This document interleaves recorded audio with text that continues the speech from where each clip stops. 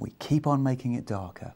Now, ultramarine blue and burnt umber make a rich, deep, dark brown, stronger than the brown of burnt sienna and cobalt blue. I call it a two-part grey. These are two-part greys, a blue and a brown. They make a beautiful, rich grey. Look at that, virtually a black. And then right at the bottom, we can pick up some of the sky reflection with some pure blue. It's coming out as very dark black, in fact. So there we go. And do you also notice it's streaked across horizontally? This gives us the feeling of the level tidal mudflats. And all of this is done in one go. A little bit more colours going on. And there we are. Warm colours being streaked across below the track of the sun. Warm colours are streaked on below the sun's reflection. Now the next thing we're going to do is reflect the clouds. Now we haven't painted the clouds yet, but we need to reflect them because they have to be soft focus. They need to be done while this is still wet. So here we go. We reflect non-existent clouds. We'll put the clouds in later. And we'll obviously have to put them in above their reflections. But this is a key part. So here we go. These are the cloud reflections.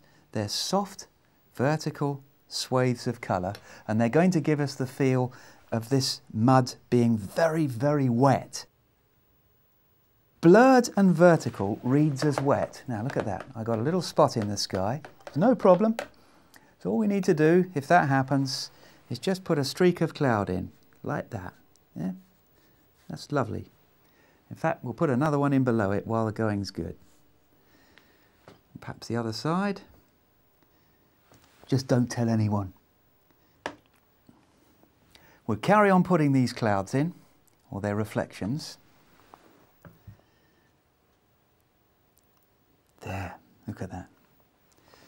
And on this side.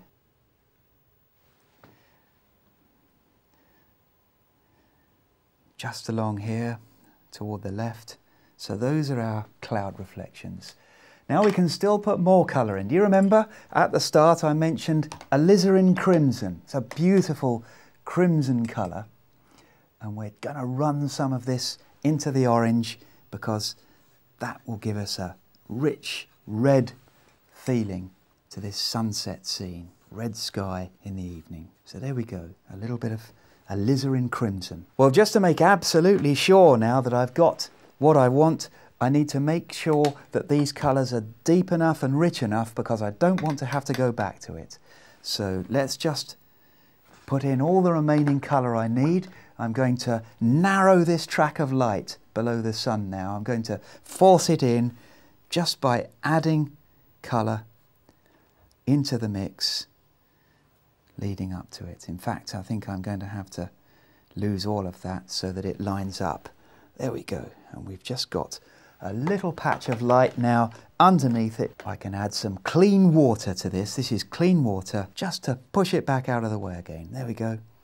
That's the soft focus reflection of the sun in wet mud. Now, I think I'm quite happy with that. So I'm going to pay a little bit of attention now to the area immediately around the sun. And I'll need some clean water. So we just add the clean water to this area just around the sun. What I'm doing is I'm bringing colour a little closer to the sun. Add a little bit of yellow from the yellow ochre and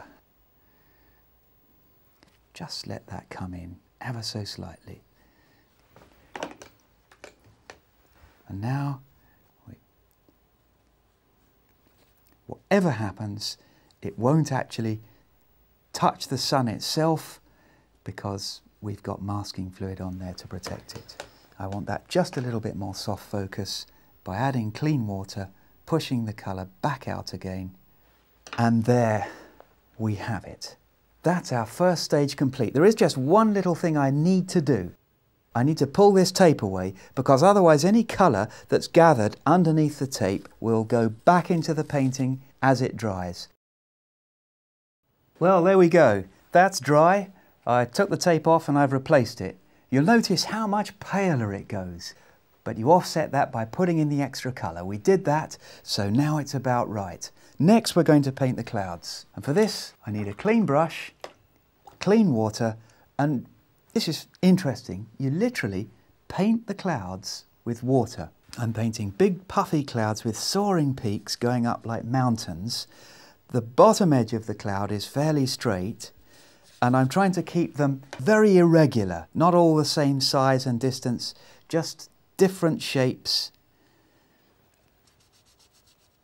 and not too regimented. Now we've got one big, massive cloud formation near the sun. There we are. One massive cloud formation near to the sun. And that's going in there. Now, where it gets to the sun, with this scene, it kind of disappears, almost burns away. It happens that the sun is shining through a big gap in the clouds, and here it is. So we're going to paint these clouds up to the sun. Now I can't do this all at once because it'll dry too fast. So I'm going to do this side first on the right. We simply put in burnt sienna on its own on the sunny side. There we are, we're painting the weather. We put the warm burnt sienna and a little bit of yellow ochre onto the sunny side. It's a lovely golden orange colour. Beautiful.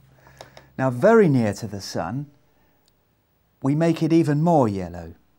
This is the effect of the heat of the sun, the light from the sun, lighting up the clouds from within. Powerful yellow light blasting out and filling the clouds. Now this is the bit that's going to make the clouds look three-dimensional. We get some cobalt blue, some burnt sienna, we put them together, and this is a cool mix. It's almost, but not quite, a blue-grey. And we add the colour to the underneath. Look at that. Put it along underneath the cloud, all the way along, and then underneath these great rounded formations of cloud. See, opposite the sun, and we let that colour spread across. There. And the clouds paint themselves. You put the water on, you let the colour in. So now I'm going midway between that dark grey and the warm colour and just infilling there, see? And let the colour spread across. Don't do too much to it. Little hole there, I'll leave it. Things like that. Don't paint every last little detail. It'll take care of itself. Now moving across, using the cobalt blue and the burnt sienna again.